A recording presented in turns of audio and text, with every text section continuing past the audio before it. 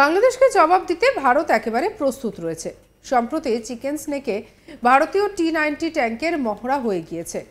বাংলাদেশ যতই ঘাপটি মেরে থেকে আক্রমণ করার প্ল্যান করুক না কেন, রাতের অন্ধকারেও ভারত আর কোনো চিন্তা রইল না।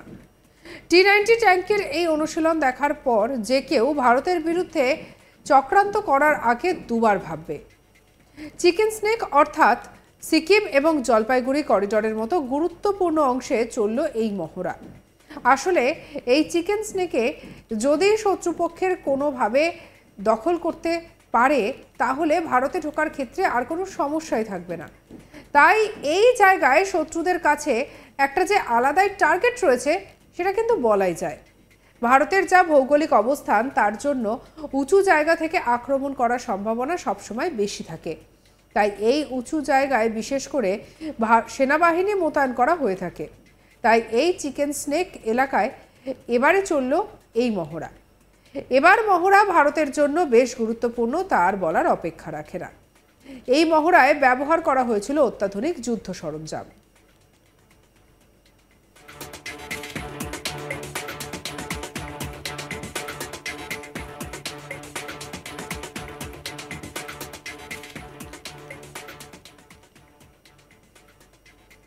অর্থাৎ একদিক থেকে বলা যেতে পারে সব দিক থেকে ভারত যাতে সুরক্ষিত থাকে, সেই জন্যই ব্যবস্থা করা হচ্ছে।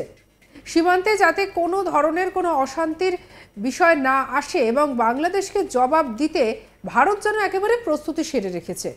আর সেই কারণেই সম্প্রতি চিকেন স্নেকে ভারতীয় T-90 ট্যাঙ্কের মহড়া হয়ে গিয়েছে। চলুন এ নিয়ে শুনে নিই ঠিক কি উঠে এসেছে আলোচনা থেকে।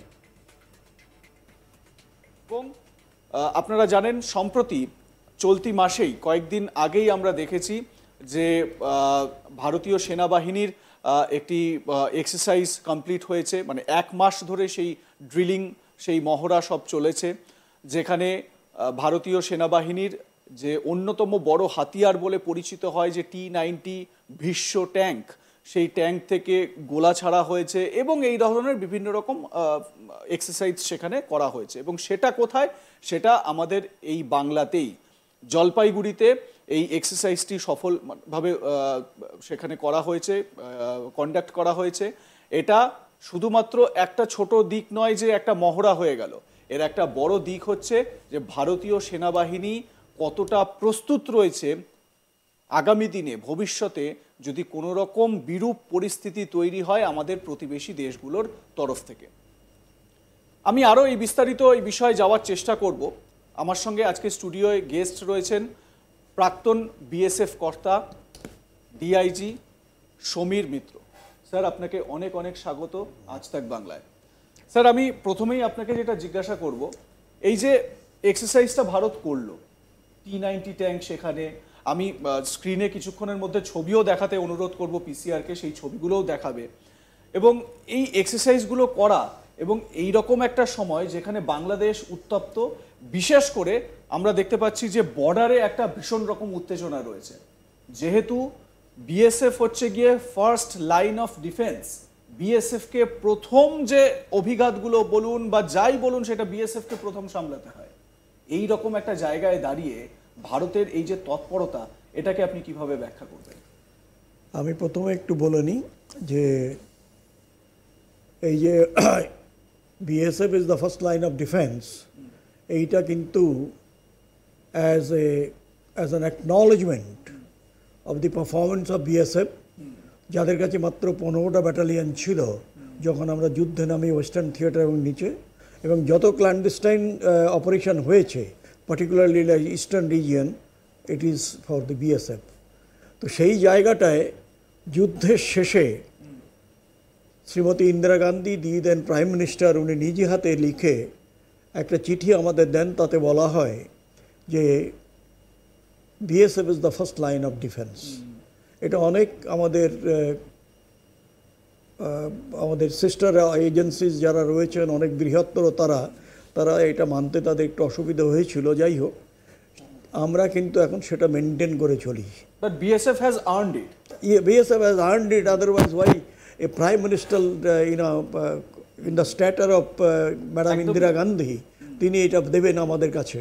ইট is a big laurel for the BSF and we still, এটা আমরা সব জায়গাতেই করি এবং যে জায়গায় ইয়ে হয় এইগুলো আমরা যে নতুন জেনারেশনটা আসে তাদের আমরা মোটিভেট করি যে how BSF has was and today is. এখন যে কথাটা তুমি বললে যে এটা দেখো এই জিনিসটা যেটা যে exercise even when they are in the peace area, আর্মিতে কি আছে, আর্মিতে কিন্তু আছে যে তুমি যদি 2 বছর হার্ড এরিয়াতে থাকো তুমি কিন্তু পেছনের পিস এরিয়াতে যাতে পরিবারের সঙ্গে ইয়ে কিংবা তাদের পড়াশুনোর ব্যাপারটা এইগুলো কোনো যেন স্ট্রিমলাইন করে আবার সেট করে আবার চলে যেতে পারো এই পিস এরিয়ার থেকে পরে। সেই পিস এরিয়াতেও কিন্তু army to keep them absolutely fit and ready for any kind of situation, এখানে কিন্তু তাদেরও ট্রেনিং দেওয়া হয়। ইনফ্যাক্ট আমি বলবো ইনক্লুডিং পুলিশ, যারা নিজেদের ইউনিফর্ম সার্ভিসে রয়েছেন এবং তাদের কমান্ডাররা, তাদের কাছে অনুরোধ করব যে আপনারা যদি সত্যি রেজাল্ট পেতে চান, whether it is paramilitary force or the CAPF or the army or the police, the men should be put through the training every year. এবং তাদের শুধু তাই নয়, এভরিবডি যে এই যে তুমি আমাকে বলছিলে যে ওখানে যেটা ফায়ারিং হয়েছে, ফায়ারিংটা কেন হলো? অনেকে বলতে পারে যে এই ফায়ারিংটা করা হয়েছে এটা না করলেও হতো, তো এটা তো ঠিকই ছিল, এই একটা গোলার এত দাম অত দাম।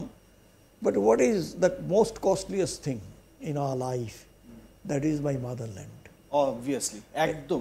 এবং my motherland if it is dishonoured, disrespected, আমি যেটা বলি যে এইরকম যদি সিচুয়েশন হয়, I am running 80 years old now. I have retired about 19 years ago, but I said I am retired but not yet tired for my motherland. Sir, আপনি স্ক্রিনে দেখতে পাচ্ছেন যেটা যে মানে ফায়ার এক্সারসাইজের কথা আমরা বলছি বা আলোচনা করছি, T-90 ট্যাঙ্ক, ইন্ডিয়ান মানে বলা যেতে পারে ভারতীয় সেনার কাছে একটা বড় হাতিয়ার এটা। এবং দেখুন কীরকমভাবে রাতেও অভিযান চালানো যেতে পারে, রাতেও অ্যাটাক করা যেতে পারে। এটা সম্পর্কে আপনি কি ব্রিফ করবেন? এই হচ্ছে গিয়ে ফায়ার এক্সারসাইজ যেটা 1 মাস ধরে হয়েছে। এটা শুধু এই ফায়ার এক্সারসাইজই দেখুন, এগুলো এটা অলমোস্ট অ্যাম্পিফিয়ান অলসো, এরা জলের উপর দিয়ে আসতে পারে। That is another quality of the, এই যে ভীষ্ম বলা হচ্ছে এখন, এই আমাদের যারা সেই মহাভারত কিংবা রামায়ণে যাদের আমরা আইডল হিসাবে করেছি, আইডিয়াল হিসাবে আমরা ছোটোবেলা থেকে বড় হয়েছি, সেই তাদের নাম নিয়ে এইগুলো দেওয়া হয়। সঙ্গে রাখুন আজ তাক বাংলার ইউটিউব চ্যানেলকে। আরও অন্যান্য খবরের জন্য লাইক করুন, শেয়ার করুন, সাবস্ক্রাইব করুন। আমরা এখন রয়েছি হোয়াটসঅ্যাপে, ফলো করতে ভুলবেন না।